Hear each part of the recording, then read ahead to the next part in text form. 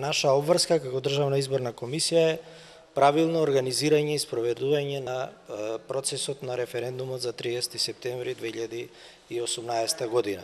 И ние треба да се концентрираме на таа работа. Изборните органи, во случај општинските изборни комисии, избирачките одбори имаат многу одговорна задача.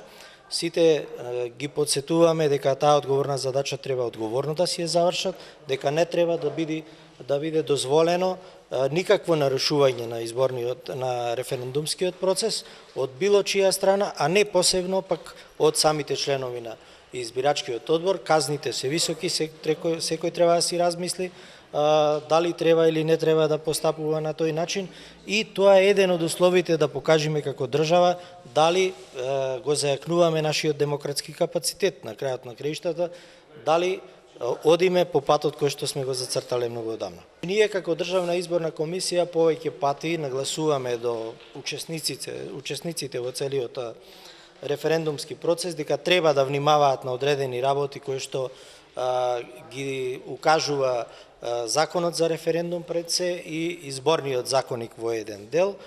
Самите учесници треба да си водат сметка за своите настапи во јавноста, за водењето на јавната пропаганда и така натаму.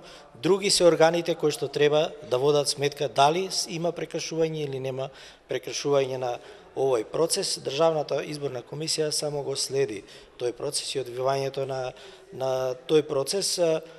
Имаше дилеми околу тоа, околу почетокот на кампањата и ние за нас специјален закон во оваа прилика е Законот за референдум.